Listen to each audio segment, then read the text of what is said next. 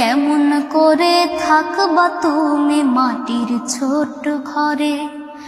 প্রাণ পাখিটা দেহ থেকে উড়াল দিবার পরে, তোমার প্রাণ পাখিটা দেহ থেকে উড়াল দিবার পরে, কেমন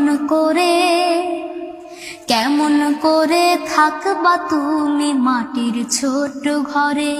ওরে কেমন করে থাকবা তুমি মাটির ছোট ঘরে। নাই বিছানা আর কন্ডিশন, নাই রে আলো বাতি, 3.5 হাত কবরে। নাই রে সঙ্গে সাথী, নাই বিছানা আর কন্ডিশন, নাই রে আলো বাতি, 3.5 হাত কবরে।